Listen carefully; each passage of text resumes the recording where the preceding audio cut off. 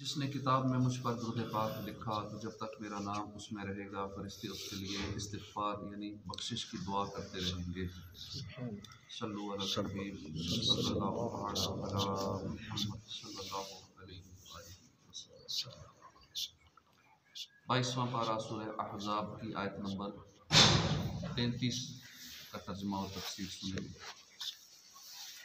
औज़ु बिल्लाहि मिनश शैतानिर रजीम। बिस्मिल्लाहिर रहमानिर रहीम। वक़रन फ़ी बुयूतिकुन्न वला तबर्रजन तबर्रुजल जाहिलिय्यतिल ऊला व अक़िम्नस्सलाता व आतीनज़्ज़काता व अतिअनाल्लाह व रसूलहु इन्नमा युरीदुल्लाहु लियुज़हिबा अन्कुमुर रिज्स अहलल बैति व युत्तहिरकुम तत्हीरा। अल्लाह के नाम से शुरू मेहरबान रहमत वाला। वक़रन फ़ी बुयूतिकुन्ना, और ठहरी रहो अपने घरों में। वला तबर्रजना, और बेपर्दा ना रहो। तबर्रुजल जाहिलियतिल ऊला, जैसे पहली जाहिलियत की बेपर्दा। व अक़िम्नस्सलाता व आतीनज़्ज़कात, और नमाज कायम रखो और ज़कात अदा करो। व अतिअना, और इताअत करो। व अतिअनल्लाह व रसूलहु, अल्लाह रसूल की इताअत करो। इन्नमा युरीदुल्लाहु, सिर्फ अल्लाह चाहता है, लियुज़हिबा अन्कुमुर रिज्सा, कि वो दूर कर दे, अन्कुम तुमसे, रिज्सा हर नापाकी, अहलल बैत ए नबी के घर वालों, व युताहिरकुम, और पाक कर दे तुम्हें, तत्हीरा खूब पाक करना। तर्जुमा कंज़ुल इरफान। और अपने घरों में ठहरी रहो और बेपर्दा ना रहो, जैसे पहली जाहिलियत की बेपर्दा और पहले जाहिलियत की बेपर्दगी। और नमाज कायम रखो और ज़कात दो और अल्लाह और उसके रसूल का हुक्म मानो, ए नबी के घर वालों। अल्लाह तो यही चाहता है कि तुमसे हर नापाकी दूर फरमा दे और तुम्हें पाक करके खूब साफ सुथरा कर दे। यानी ए मेरे हबीब सल्लल्लाहु अलैहि वसल्लम की अज़वाज, तुम अपने घरों में ठहरी रहो और अपनी रिहाइश गाहों में सुकूनत पजीर रहो और शरई ज़रूरत के बगैर घरों से बाहर ना निकलो। याद रहे कि इस आयत में खिताब अगरचे अज़वाज मुत्तहरात को है, लेकिन इसमें हुक्म सारी औरतों के लिए। इस हुक्म में दीगर औरतें भी दाखिल हैं। अज़वाज मुत्तहरात ने इस हुक्म पर किस हद तक अमल किया, इसकी एक झलक मुलाहिज़ा हो। चुनांचे इमाम मोहम्मद बिन सीरीन रहमतुल्लाह अलैह फरमाते हैं, मुझे बताया गया कि नबी करीम सल्लल्लाहु अलैहि वसल्लम की अज़वाज मुत्तहरात, ज़ौजा मुत्तहरा हज़रत सौदा रज़ी अल्लाह ताला अन्हा से कहा गया कि आपको क्या हो गया है, आप ना हज करती हैं ना उम्रा करती हैं। उन्होंने जवाब दिया, मैंने हज भी किया है, उम्रा भी किया है, और अल्लाह ताला ने मुझे हुक्म दिया है कि मैं घर में रहूँ। अल्लाह की कसम, मैं दोबारा घर से नहीं निकलूँगी। रावी का बयान है कि अल्लाह की कसम, वो अपने दरवाजे से बाहर ना ही, यहाँ तक कि वहाँ से आपका सिर्फ जनाजा निकला।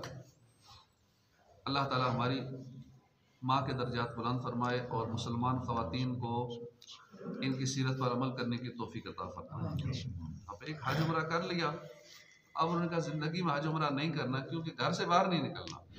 हालांकि अरब में ही रहती थी, मदीने में ही रहने के बावजूद भी मक्के में उम्रा करने नहीं गई, क्योंकि अल्लाह का हुक्म है घर में ठहरी रहो, दरवाजे से बाहर ना निकलो।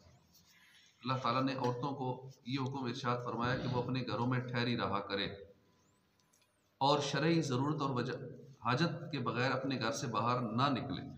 और नबी करीम सल्लल्लाहु अलैहि वसल्लम ने औरतों के इस अमल की फजीलत भी बयान फरमाई। चुनांचे हज़रत अनस रज़ियल्लाहु अन्हु फरमाते हैं कि औरतें रसूलुल्लाह सल्लल्लाहु अलैहि वसल्लम की बारगाह में हाज़िर हुई और उन्होंने अर्ज़ की, या रसूलल्लाह सल्लल्लाहु अलैहि वसल्लम, मर्द अल्लाह की राह में जिहाद में शरीक होकर फजीलत ले गए और हमारा तो कोई ऐसा अमल नहीं जिसे बजा लाकर हम मुजाहिदीन का दर्जा पा सकें।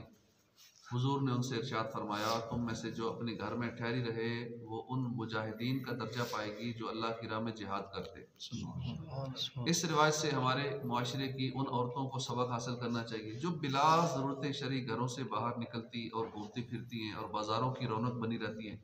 अगर ये औरतें घरों में रहें तो उनको अल्लाह की राह में जिहाद करने वाले मुजाहिदीन की तरह सवाब मिलेगा।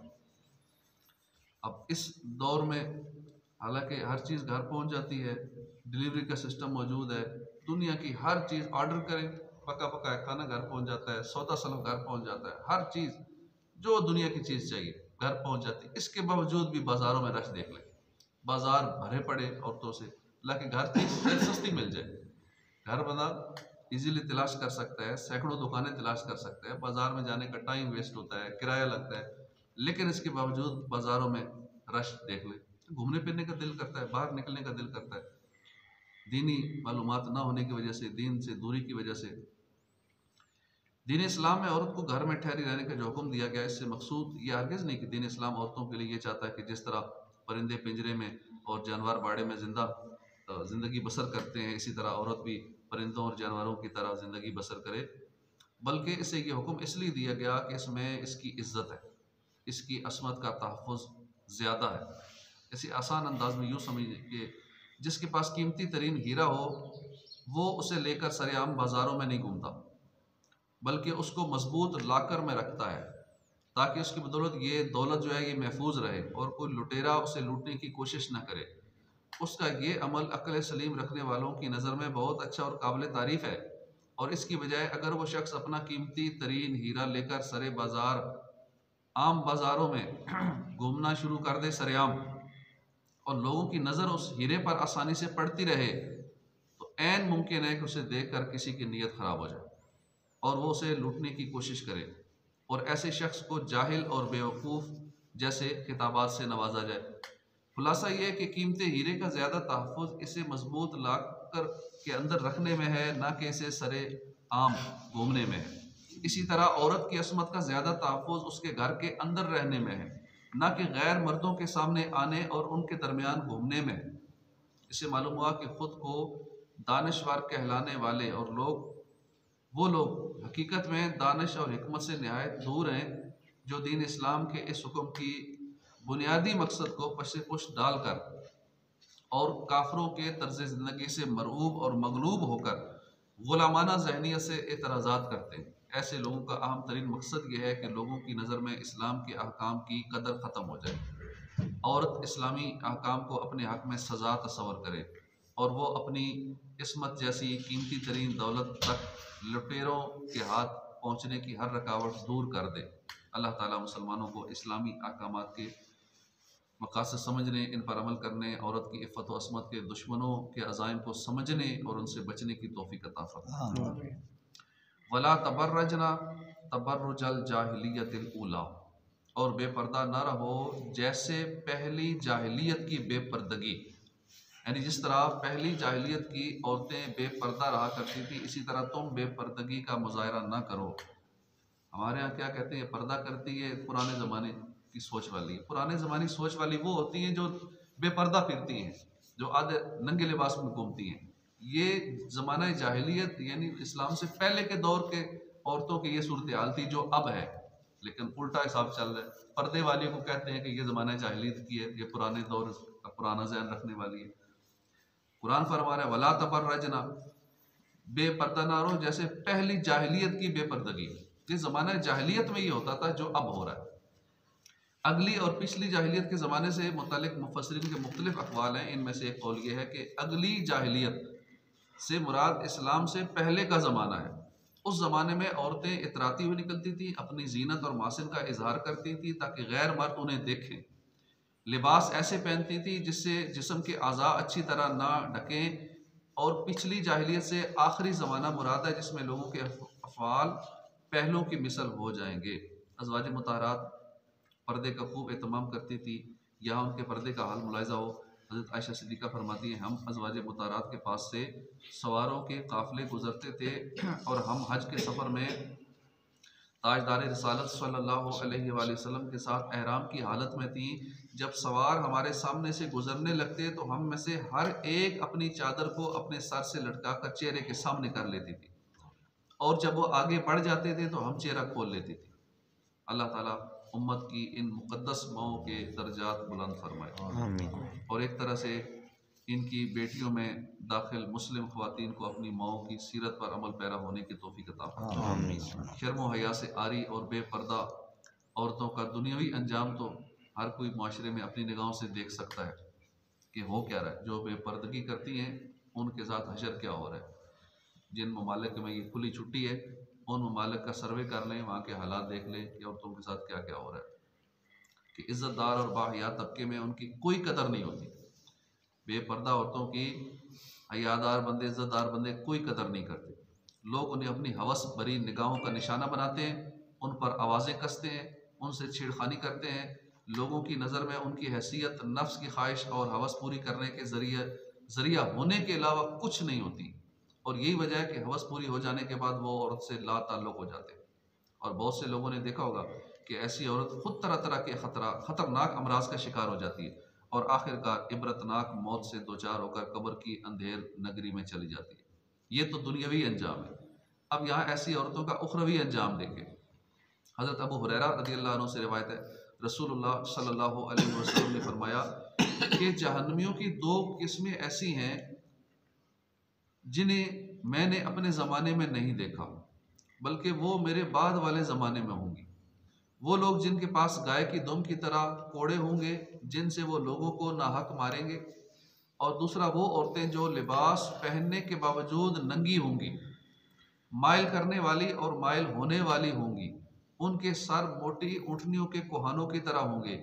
ये ना जन्नत में जाएंगी, ना उसकी खुशबू पाएंगी, हालांकि उसकी खुशबू बहुत दूर से आती। इस हदीस पाक में औरतों के 3 काम बयान हुए जिनकी वजह से वो जहन्नम में जाएंगी। लिबास पहनने के बावजूद नंगी होंगी, एक ये काम करने वाली जहन्नम में जाएंगी, यानी अपने बदन का कुछ हिस्सा छुपाएंगी, कुछ जाहिर करेंगी, या लिबास ही ऐसा पतला बारीक पहनेंगी कि जिससे बेपर्दगी होगी ताकि उनका हुस्न जमाल जाहिर हो, असल अपना बदन दिखाना चाहती हैं, या इतना बारीक लिबास पहनेंगी जिससे उनके जिस्म वैसे ही नजर आएगा। तो ये अगरचे कपड़े पहने होंगे लेकिन हकीकत में नंगी होंगी।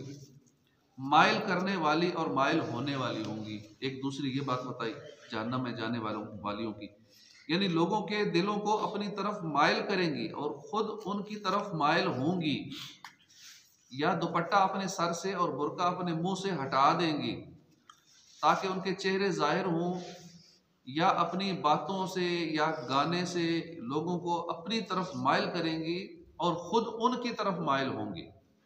और तीसरा, उनके सर मोटी ऊँटनियों के कोहानों की तरह होंगे। इस जुमले की तशरीहात तो बहुत हैं, लेकिन बेहतर तशरीह यह है कि वो औरतें राह चलते वक्त शर्म से सर नीचा ना करेंगी, बल्कि बेहयाई से ऊंची गर्दन सर उठाए हर तरफ देखती लोगों को घूरती चलेंगी, जैसे ऊँट के तमाम जिस्म में कोहान और ऊंची होती है, कोहान ऊंची होती है, ऐसे ही उनके सर ऊंचे रहा करेंगे। अगर गौर किया जाए तो इन तीनों में से वो कौन सी ऐसी सूरत है जो इस वक्त हमारे माशरे में नहीं पाई जाती। सर उठा के चलती हैं, बेपर्दा चलती हैं, और माइल करती हैं और माइल होती हैं। हमारे गैब की खबरें देने वाले आका सल्लल्लाहु अलैहि वसल्लम ने सदियों पहले जो खबर दी वो आज हर्फ बहर्फ पूरी होती नज़र आ रही है। और हमारे माशरे की औरतों का हाल ये है कि वो लिबास ऐसे पहनती हैं जिससे उनके जिस्म का कुछ हिस्सा ढका होता है, कुछ नंगा होता है, या उनका लिबास इतना बारीक होता है जिससे उनके जिस्म की रंगत साफ नज़र आ रही होती है, या उनका लिबास जिस्म के पर इतना फिट होता है, फिटिंग वाला लिबास पहनती है जिससे उनकी जिस्मानी साख्त नुमायाँ हो रही होती है। ये बज़ाहिर तो कपड़े पहने हुए हैं लेकिन दर हकीकत नंगी है, और ये अंदाज दुरुस्त नहीं। अल्लाह पाक हिदायत नसीब फरमाए, क्योंकि लिबास पहनने से मकसूद जिस्म को छुपाना होता है और इसकी साख्त को नुमायाँ होने से बचाना होता है। लिबास का मकसद ये होता है कि जिस्म का कोई पार्ट भी उसकी साख्त पता ना चले कि ये कौन सा हिस्सा है जिस्म का। और चूँकि उनके लिबास से चूँकि ये मकसूद हासिल नहीं हो रहा जो असल मकसद है लिबास का, कि जिस्म भी नज़र आ रहा है या जिस्म के पार्ट्स ज़ाहिर हो रहे, इसलिए वो ऐसी हैं जैसे उन्होंने लिबास पहना ही नहीं। और उनके चलने बोलने देखने का अंदाज ऐसा होता है कि जिससे वो लोगों के दिलों को अपनी तरफ माइल कर रही होती है। और खुद का हाल भी ये होता है कि गैर मर्दों की तरफ माइल हो भी जाती है, दुपट्टे उनके सर से गायब होते हैं। और बुर्का पहनने वालियां नकाब मुंह से हटाकर चलती हैं ताकि लोग उनका चेहरा देखें। या बुर्का इतना अट्रैक्टिव पहनेंगी कि ना देखने वाला भी देखे कितना खूबसूरत बुर्का है। बुर्कों में भी ऐसे ऐसे डिज़ाइन आ गए, ऐसी शाइनिंग, ऐसी चमक, ऐसे कपड़े। ओ, अब वो बुर्का बुर्का ही नहीं रहा, वो तो हो गया ना अट्रैक्ट करने वाली चीज़ हो गई। अच्छे से अच्छा लेंगी, ऐसे ऐसे अजीबो गरीब डिज़ाइन बने होते हैं, महंगे से महंगे बुर्के। ऐसा बुर्का हो जिस पे कुछ देखना ही ना चाहे, इतना भद्दा सा कलर हो, ऐसा वो मदनी बुर्का टाइप जो होता है वो इस टाइप का हो, टोपी नुमा सा इस टाइप का हो, कपड़ा भी इस तरह का भद्दा सा कपड़ा हो कि वो देखने ही गवारा ना करे कि इसमें बूढ़ी है या जवान है, पता ही ना चले। वो कपड़ा अमीर अहले सुन्नत भी यही सोच देते हैं कि उस टाइप का कपड़ा हो, ना कि अट्रैक्टिव शाइनिंग वाला डिजाइनिंग वाला कि ना देखते हो भी बस एक जा रही हो सबकी नजर उस पर पड़े, हाँ ये कितना कशिश ना हो उस बुर्के के अंदर। लेकिन आज उल्टे साहब है, पर्दा करने वाले कोशिश करते हैं बुर्का अच्छे से अच्छा होना चाहिए, लोगों को अपनी तरफ माइल कर रही होती हैं और ख़ुद भी माइल हो रही होती हैं। बुर्के वालियों का भी अजीब हाल है। तो ऐसी औरतों को अल्लाह के अजाब और जहन्नम की खौफनाक सज़ाओं से डरना चाहिए। अल्लाह ताला हमारी औरतों को हिदायत और अक्ल सलीम अता फरमाए और अपनी बिगड़ी हालत सुधारने की तौफीक नसीब फरमाए। याद रहे कि एक बाइज़्ज़त और हयादार औरत के लिए उसकी अस्मत सबसे कीमती होती है। औरत के लिए सबसे कीमती चीज़ उसकी इज़्ज़त है। और ऐसी औरत के नज़दीक अपनी अस्मत की अहमियत इतनी ज़्यादा होती है कि वो उसे लुटने से बचाने के लिए अपनी जान तक कुर्बान कर देती है।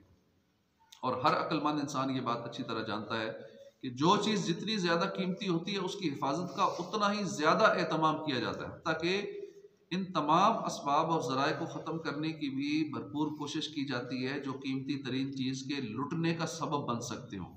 और दीन इस्लाम में चूँकि औरत की असमत की अहमियत और कदर इंतहाई ज़्यादा है, इसलिए दीन इस्लाम में इसकी हिफाजत का भी भरपूर एहतमाम किया गया है। जैसे दीन इस्लाम में औरतों को ऐसे अहकाम दिए गए जिन पर अमल न करना औरत की इज़्ज़त के लिए ख़तरनाक हो सकता है। मसलन औरतों नीज़ मर्दों को हुक्म दिया गया कि वो अपनी निगाहें कुछ नीची रखें, निगाहों को नीचे रखें। औरतों से फरमाया कि अपनी चादरों का एक हिस्सा अपने मुंह पर डाले रखें, अपने दुपट्टे अपने गरेबानों पर डाले रखें। नीज़ दौरे जाहिलियत में जैसी बेपर्दगी हुआ करती थी वैसी बेपर्दगी ना करें।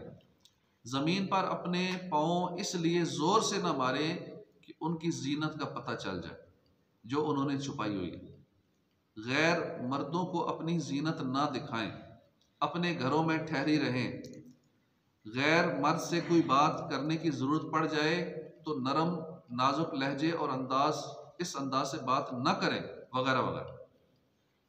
और फिर औरतों की इज़्ज़त और अजमत बयान करने के लिए कुरान में फरमाया गया कि जो लोग पाक दामन औरतों पर बदकारी की तोहमत लगाएं और उसे शरई तरीके से साबित ना कर सकें तो उन्हें 80 कोड़े लगाए जाएं, उनकी गवाही कभी ना मानी जाए और ये लोग फासिक हैं।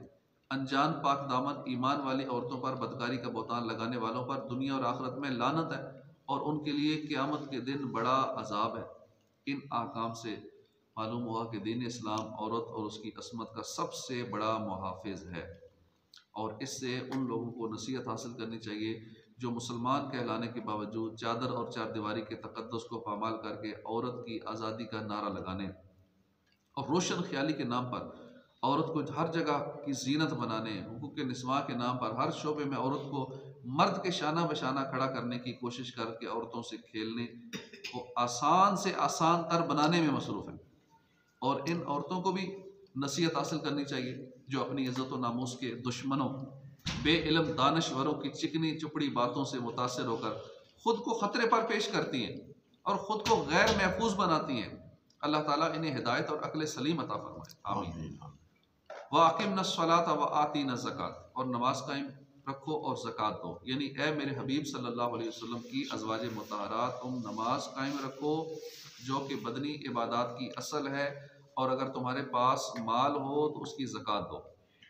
ख्याल रहे कि ये हुक्म आम है और तमाम औरतों के लिए यही हुक्म है कि वो नमाज़ पढ़ें, रोज़े रखें, अपने मालों की ज़कात अदा करें। अज़वाज मुतहरात रदी अल्लाह ताला अन्हुन्ना अल्लाह की इबादत करने में खूब कोशिश किया करती थी। चुनाचे सीरत की किताबों में लिखा है कि उम्मुल मोमिनीन हज़रत आयशा सिद्दीक़ा रदी अल्लाह अन्हा तहज्जुद की पाबंद थी, बिला नागा तहज्जुद पढ़ने की पाबंद थी और अक्सर रोज़े भी रखा करती थी। उम्मुल मोमिनीन हज़रत हफ्सा रदी अल्लाह अन्हा के बारे में मरवी है कि आप अक्सर रोज़ादार रहा करती थी और तिलावत कुरान मजीद और दूसरी किस्म किस्म की इबादतों में मसरूफ़ रहा करती थी। अल्लाह ताला उम्मत की माओं की इबादत का सदका उनकी रूहानी बेटियों को भी नमाज, रोज़ा और ज़कात वगैरह इबादत की पाबंदी करने की तौफीक अता फरमाए, आमीन। यहाँ अज़वाज मुतहरात को हुक्म दिया गया कि नमाज पढ़ा करो और ज़कात दिया करो। इससे मालूम हुआ कि किसी को ये गलतफहमी नहीं होनी चाहिए कि नबी करीम सल्लल्लाहु अलैहि वसल्लम की क़राबत के बायस अगर कोई नमाज और ज़कात का तारिक होगा तो उससे किसी किस्म की पूछ नहीं होगी। इससे उन लोगों को इबरत हासिल करनी चाहिए जो नमाज नहीं पढ़ते, रोज़े भी नहीं रखते, फ़र्ज़ होने के बावजूद ज़कात भी नहीं देते। उन्हें जब अमल करने की दावत दी जाती है तो निस्बत का बहाना बना देते हैं, हमारी निस्बत अच्छों के साथ है, हमें नमाज की ज़रूरत नहीं, हमें निस्बत हमारी देखो, हम तो बख्शे बख्शाए हैं। इसलिए अगर हम इन अहकाम पे अमल ना करें तो भी हमारा बेड़ा पार है, हमारी निस्बत फ़लाँ के साथ है। तो जब हुजूर के घर वालों को हुक्म है नमाज पढ़नी है, ज़कात देनी है, तो उससे बड़ी निस्बत और कौन सी हो सकती है। वअतिअन्नल्लाह व रसूलहू, और अल्लाह और उसके रसूल का हुक्म मानो। यानी तमाम अहकामात और ममनुआत में अल्लाह ताला और उसके हबीब सल्लल्लाहु अलैहि वसल्लम की इताअत करो। लिहाजा तुम में से किसी की शान के लायक ये बात नहीं कि जिस चीज़ का अल्लाह ताला और उसके हबीब ने हुक्म दिया तुम उसकी मुखालफत करो। ये हुक्म आम है और तमाम औरतों को अल्लाह ताला और उसके हबीब की इताअत करने और उनकी नाफरमानी से बचने का हुक्म है। हुजूर पर नूर सल्लल्लाहु अलैहि वसल्लम की अज़वाज मुतारात फ़राइज़ और सुन्नतों वगैरह में तो अल्लाह ताला और उसके प्यारे हबीब सल्लल्लाहु अलैहि वसल्लम की खूब फरमाबरदारी किया करती थी। हत्ता कि मुस्तहब अहकाम में भी उनकी अतात का हाल बेमिसाल था। चुनाचे एक रिवायत में है कि उम्मुल मोमिनीन हज़रत आयशा सिद्दीक़ा रदी अल्लाह ताला अन्हा ने हुजूर की बारगाह में अर्ज़ की, या रसूलल्लाह सल्लल्लाहु अलैहि वसल्लम मेरे लिए दुआ फरमा दीजिए कि अल्लाह ताला जन्नत में मुझे आपकी अज़वाज मुतारात में से रखे। नबी करीम सल्लल्लाहु अलैहि वसल्लम ने फरमाया, अगर तुम इस मर्तबे की तमन्ना रखती हो तो तुम्हें चाहिए कि कल के लिए खाना बचा के न रखो। जन्नत में मेरा साथ चाहती हो, कल के लिए खाना बचा के न रखो। और जब तक किसी कपड़े में पेवंद लग सकता है तब तक उस कपड़े को बेकार ना समझो। फट जाए, पेवंद लगे, हम तो वैसे ही पुराना हो जाए साइड पे कर देते हैं, कहते हैं अब गरीब को दे दो, चूंकि अब अपने काबिल नहीं रहा, अब सैलाब ज़दगान को दे दो, ज़लज़ले वालों को दे दो, इधर उधर दे दो, चूंकि अब खुद इस्तेमाल नहीं कर सकते, बेकार हो गए, पेवंद लगाने की नौबत नहीं आती। तो जब तक पेवंद लग सकता है ना, वो कपड़ा बेकार नहीं, उसको बेकार ना समझो। उम्मुल मोमिनीन हज़रत आयशा सिद्दीक़ा रज़ी अल्लाह ताला अन्हा फ़क्र को मालदारी पर तरजीह देने की इस नसीहत पर इतनी अमर पैरा रहीं कि ज़िंदगी भर कभी आज का खाना कल के लिए आपने बचा के नहीं रखा। अल्लाह ताला उम्मतुल मोमिनीन की इताअत और फरमाबरदारी का सदका मुस्लिम ख़वातीन को भी अल्लाह ताला और उसके हबीब की इताअत और फरमाबरदारी करने की तौफीक अता फरमाए। कनात का ज़हन ही ख़त्म हो गया, इसलिए मर्दों पे बोझ डालती है, क्योंकि अखराजात अमूमन कंट्रोल लेडीज़ के पास ही चल रहा है इस वक्त घर में मैक्सिमम ज़्यादातर। तो फिर जो उनका जहन होगा अखराजात का, जिसके मुताबिक उन्हें उसके मुताबिक करना है। ये नहीं देखना कि मर्द की इनकम का क्या हिसाब किताब है, इनकम के मुताबिक नहीं, वो बस देखेंगे खर्चा कितना करना है। लेकिन भाई जितना ज़रूरत हो उतना करें, मिनिमम करें, कनात करके करें, फालतू हो तो अल्लाह की राह में दे दें। इन्नमा युरीदुल्लाहु लियुज़हिबा अन्कुमुर रिज्सा अहलल बैत, ए नबी के घर वालों, अल्लाह तो यही चाहता है कि तुमसे हर नापाकी दूर फरमा दे। यानी ए मेरे हबीब सल्लल्लाहु अलैहि वसल्लम के घर वालों, अल्लाह ताला तो यही चाहता है कि गुनाहों की नजासत से तुम आलूदा ना हो। इस आयत में अहले बैत से नबी करीम सल्लल्लाहु अलैहि वसल्लम की अज़वाज मुताहरात सबसे पहले मुराद है, क्योंकि आगे पीछे सारा कलाम ही उनके मुतालिक हो रहा है। बकिया नुफूस कुर्सिया यानी खातून जन्नत हज़रत फ़ातिमा ज़हरा, हज़रत अली अल-मुर्तज़ा और हसनैन करीमैन रदी अल्लाह ताला अन्हुम का अहले बैत में दाखिल होना भी दलाइल से साबित है। सदरुल अफाज़िल मुफ्ती नईमुद्दीन मुरादाबादी रहमतुल्लाह अलैह ने अपनी किताब सवाने करबला में यह आयत लिखकर अहले बैत के मिसदाक के बारे में मुफस्सिरीन के अक़वाल और अहादीस नकल फरमाई। इसके बाद फरमाते हैं कि खुलासा ये है कि दौलत सराय अक़दस के सकूनत रखने वाले इस आयत में दाखिल हैं, यानी अहले बैत में अज़वाज मुतहरात भी दाखिल हैं, क्योंकि वही इसके मुखातिब हैं। और चूँकि अहले बैत नस्बी ताल्लुक़ वालों का मुराद होना मक्की था, इसलिए आ सरवर सल्लल्लाहु अलैहि वसल्लम ने अपने इस फ़ेल मुबारक जिसमें 5 तन पाक को चादर में लेकर उनके लिए दुआ फरमाई से बयान फरमा दिया कि मुराद अहले बैत से आम है, खा बैत मस्कन के अहल हों जैसे कि अजवाज, या बैत नसब के अहल जैसे कि बनी हाशिम और मुत्तलब। इमाम अब्दुल्ला बिन अहमद नसवी रहमतुल्लाह अलैह फरमाते हैं कि इन आयत यानी इस आयत और इसके बाद वाली आयत में रसूल करीम सल्लल्लाहु अलैहि वसल्लम के अहले बैत को नसीहत फरमाई गई है ताकि वो गुनाहों से बचें और तकवा व परहेज़गारी के पाबंद रहें। यहाँ गुनाहों को नापाकी से और परहेज़गारी को पाकी से तशबीह दी गई, क्योंकि गुनाहों का मुर्तकिब उनसे ऐसे ही मुलवस होता है जैसे जिस्म निजास्तों से आलूदा होता है। और इस तर्ज़ कलाम से मकसूद ये है कि अक्ल रखने वालों को गुनाहों से नफ़रत दिलाई जाए और तकवा व परहेज़गारी की तरगीब दी जाए। सदक़ल्लाहुल अज़ीम।